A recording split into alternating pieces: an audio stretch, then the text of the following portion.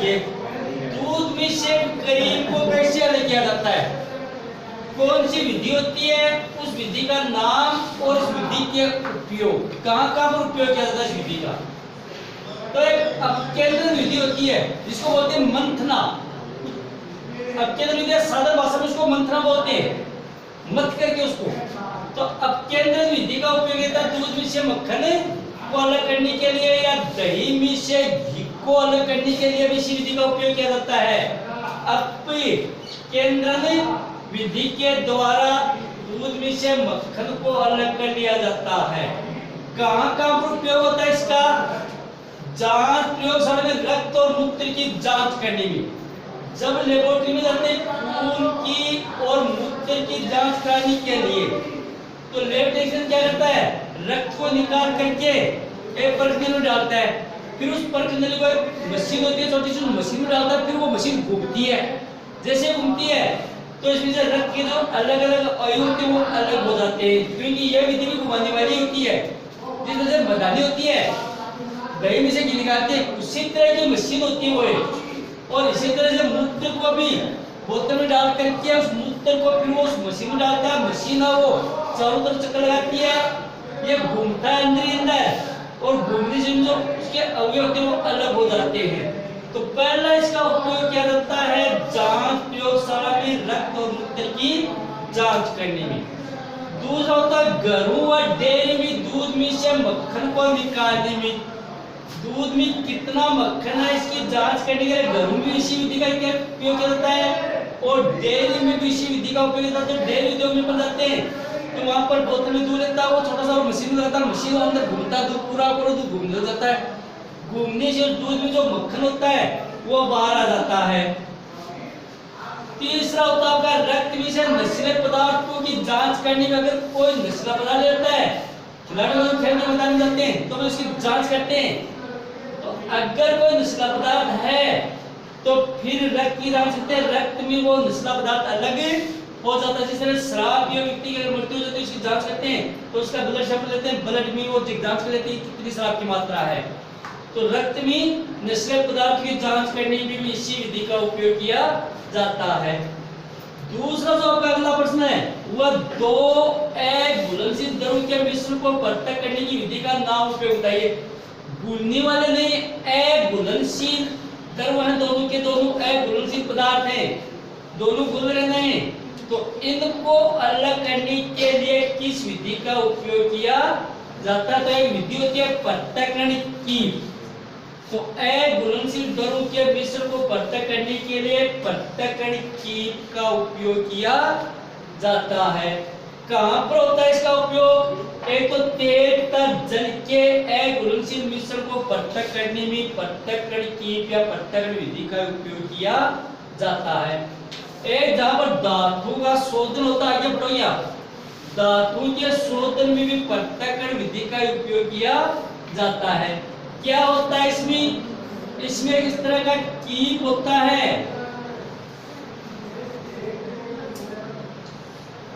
Keep होता है बड़ा सा कीप, उस कीप में क्या करते हैं, ऊपर है वो सकड़ा होता है, कीप तो ऊपर से क्या होता है चौड़ा होता है, नीचे से सकड़ा होता है।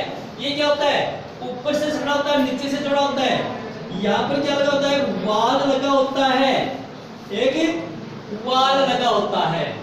ऊपर से क्या डाल देते हैं, पहले तो उसमें पानी डालते हैं और पानी डाल के ऊपर से तेल डाल देते हैं, दोनों डाल दिया, पानी और तेल दोनों डाल दिया। क्योंकि तेल वो पानी में घुलनशील नहीं होता है, तो थोड़े समय बाद में जब स्थिर हो जाता है वो, तो क्या होगा, पानी की परत नीचे जम जाएगी और तेल की परत क्या होगी, ऊपर जमा हो जाएगी। इसके बाद में क्या करेंगे, इस वाल को खोलेंगे अपन, और वाल को खोलते नीचे जो पानी की परत है वो जब तक आती रहेगी, जब तक पानी आता रहेगा तब तक वाल को खुला रखिएगा। जैसे पानी आना बंद हो जाएगा वाल को वापस बंद कर देंगे, तो अलग अलग हो गया, नीचे वाले हिस्से में पानी आ जाएगा, ऊपर वाले हिस्से में क्या रह जाएगा, तेल रह जाएगा। तो इस प्रकार से पानी और तेल के मिश्रण को अलग करने के लिए पृथक्करण विधि का उपयोग किया जाता है। तो यहाँ पर आपको ये विधि केंद्र विधि कौन सी होती है, कहाँ पर काम आती है, प्रत्यक्ष की विधि कौन सी होती है? यदि प्रत्यक्ष विधि बोलते हैं, प्रत्यक्ष की को विधि का नाम प्रत्यक्ष विधि होती है, लेकिन की बोलता है इसको प्रत्यक्ष की के द्वारा भी बोल सकते हैं अपन। तो प्रत्यक्ष विधि क्या होती है और किस प्रकार के मिश्रणों को अलग करने के काम आती है? तो प्रत्यक्ष विधि के द्वारा अघुलनशील द्रव्य इस प्रकार के मिश्रण जो एक दूसरे में घुलते नहीं हैं, इस प्रकार के मिश्रण को अलग करने के लिए प्रत्यक्ष विधि का उपयोग किया जाता है। और किसी पदार्थ में से कोई पदार्थ निकालना है, जैसे रक्त में से नशीले पदार्थ निकालना है और रक्त व मूत्र में से जिनकी भी जांच है वो निकालने हैं, या फिर दही में से मक्खन निकालना है, या फिर दूध में से क्रीम निकालनी है, तो वहां पर विधि का उपयोग होता है। केंद्र में विधि का उपयोग किया जाता है। अगला प्रश्न क्या है? नमक व कपूर के मिश्रण को पृथक करने की विधि का नाम लिखिए। नमक और कपूर, नमक ठोस अवस्था में होता है, कपूर ठोस अवस्था में होता है। इसका रंग भी सफेद, इसका रंग भी सफेद, तो अपन देख करके इसको अलग नहीं कर सकते। तो नमक है, कपूर है, दोनों का मिश्रण तैयार कर लिया, फिर बोलते हैं कि इसमें से नमक और कपूर को अलग अलग करना है, तो किस विधि के द्वारा अलग अलग करेंगे? तो हम बताएंगे नमक व कपूर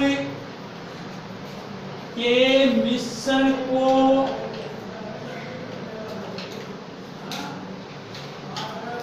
ऊर्ध्वपातन विधि द्वारा पृथक किया जाता है।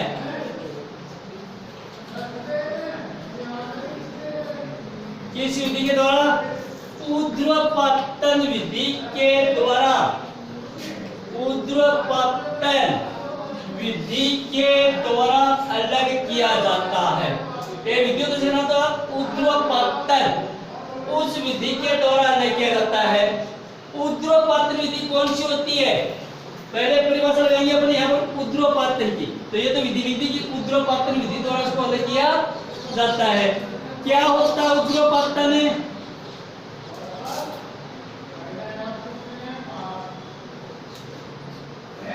ऊर्ध्वपातन से क्या तात्पर्य है? ऊर्ध्वपातन अपन किसको बोलेंगे? इसके बाद ही बात करेंगे अलग कैसे होता है। तो विधि का नाम ऊर्ध्वपातन आ गया। ऊर्ध्वपातन होता क्या है? ऐसे पदार्थ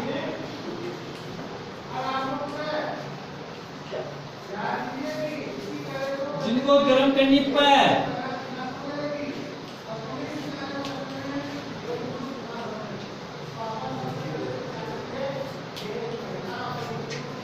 वे ठोस अवस्था से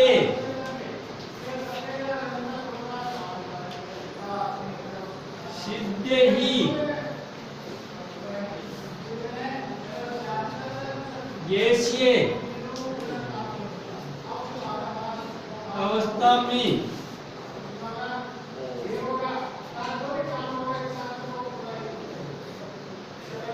बदल जाते हैं।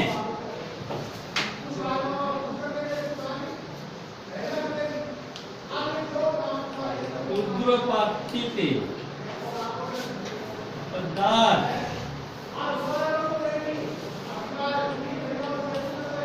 कहलाते हैं तथा इस विधि को ऊर्ध्वपातन विधि कहते हैं। जैसे कपूर,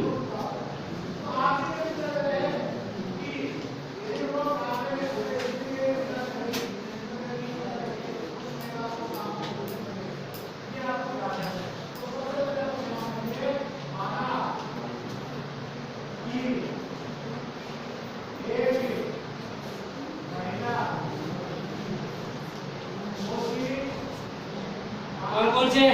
कपूर ऊर्ध्वपातन का गुण दर्शाता है, अमोनियम क्लोराइड ऊर्ध्वपातन का गुण दर्शाता है, नेफ्थेलिन ऊर्ध्वपातन का गुण दर्शाता है। तो कौन सी विधि होती है ऊर्ध्वपातन?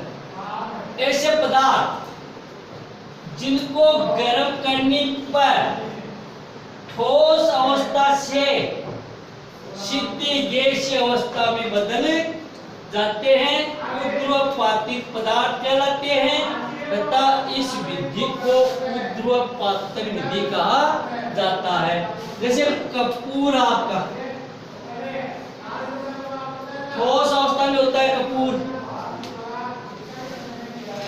जब कपूर को अपन गर्म करेंगे तो हिसाब से उष्मा देने पर पदार्थ की अवस्था बदलती है। गुण दिखाता है एक जगह कि उष्मा देने से पदार्थ की अवस्था बदल जाती है, उष्मा पाकर पदार्थ की अवस्था में परिवर्तन हो जाता है।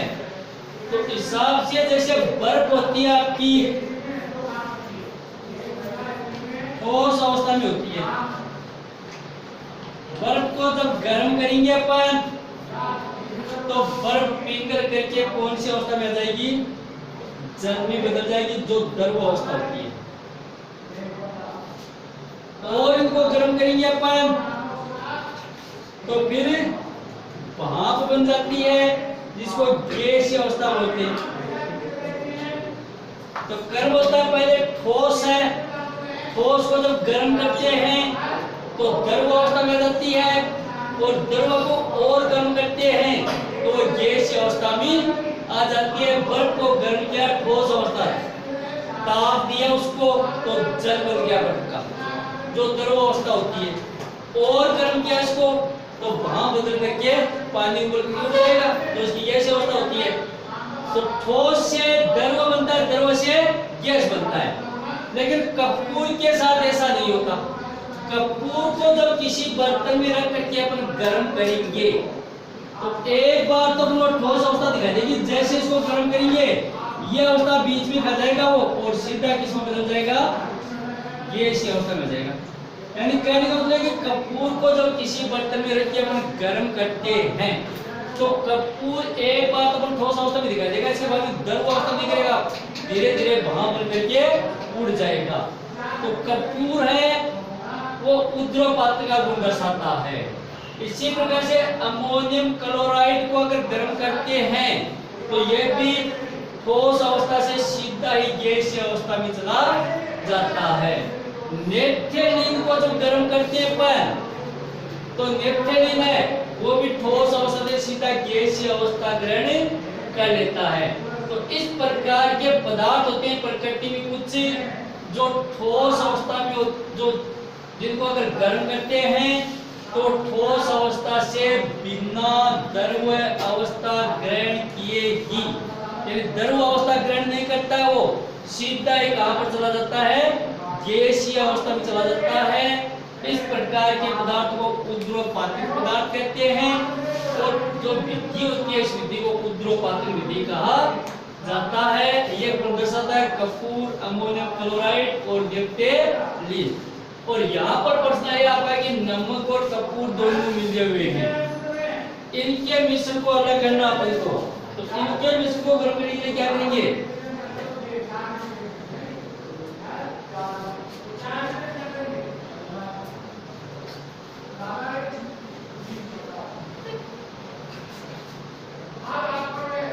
नमक और कपूर के मिश्रण को गर्म करने के लिए हम क्या करेंगे? अपन लेंगे क्या?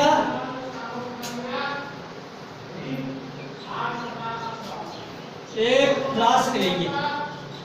क्या लेंगे? एक फ्लास्क लेंगे। फ्लास्क में नमक के टुकड़े डाल देंगे अपन और कपूर डाल देंगे, नमक डाल देंगे प्लस कपूर डाल देंगे, दोनों डाल दिया। प्लस को क्या करेंगे? किसी जाली पर रख करके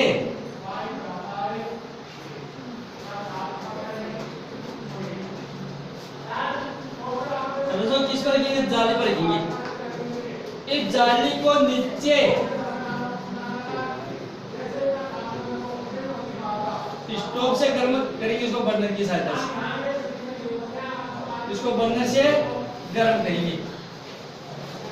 एक फ्लास्क ले लिया, फ्लास्क में नमक और कपूर के टुकड़े डाल दिए, फ्लास्क को जाली पर रखा, लोहे की जाली पर रखा और नीचे बर्नर से गर्म किया।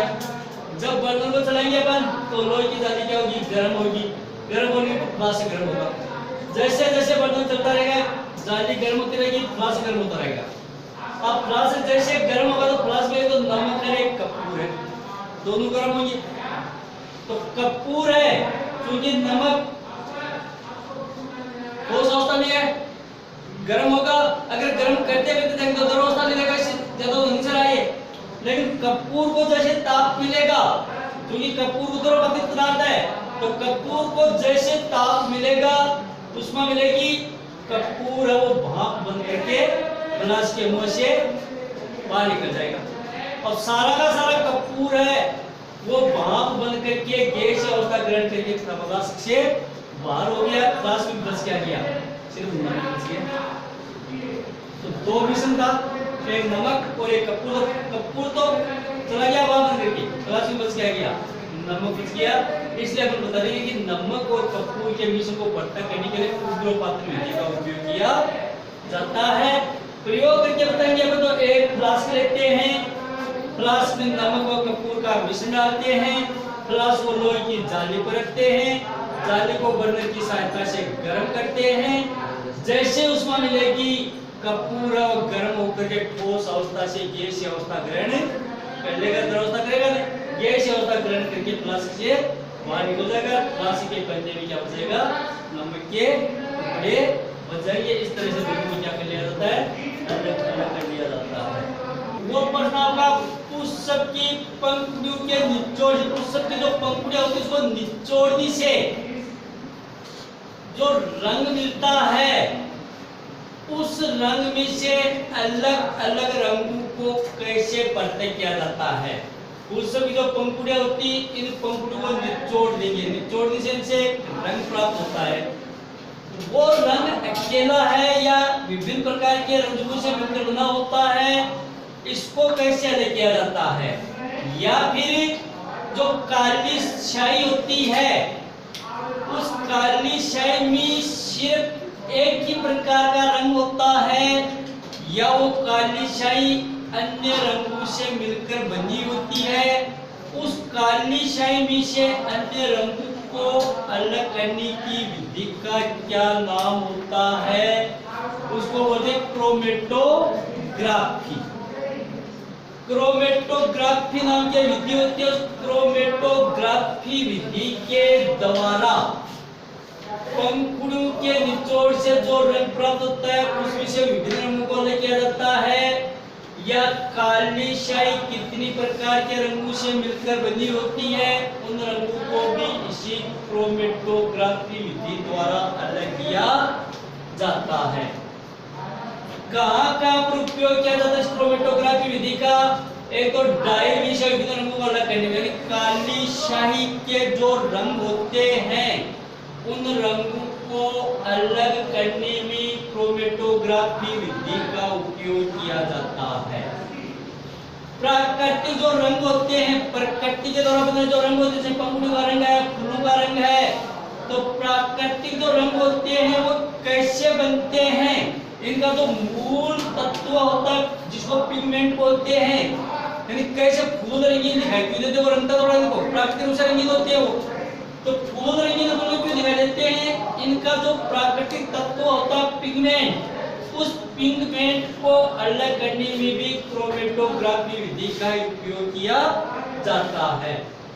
रक्त में अगर कोई नशीले पदार्थों का सेवन कर लेता है और उसकी रिपोर्ट आती है, बाद में बताएंगे नशीले पदार्थों का सेवन नहीं किया, तो रक्त में से उन नशीले पदार्थों को अलग कर लिया जाता है। तो रक्त में से नशीले पदार्थों को अलग करने में भी क्रोमेटोग्राफी विधि का उपयोग किया जाता है।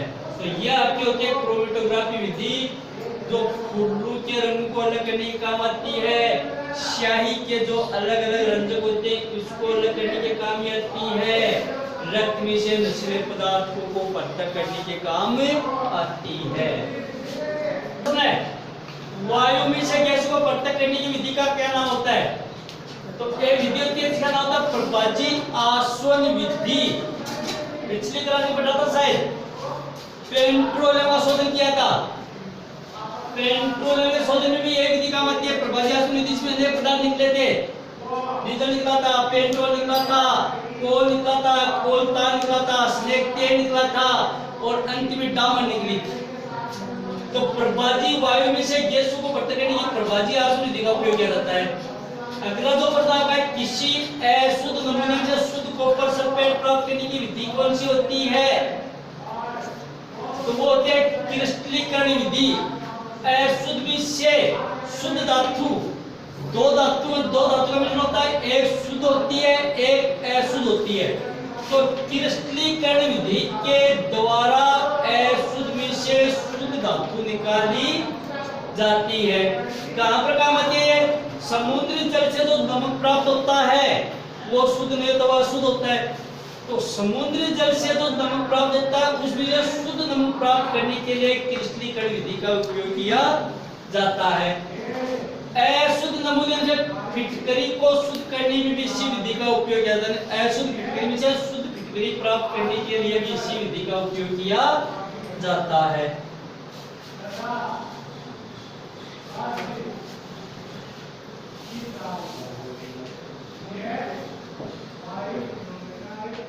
तो लिखो।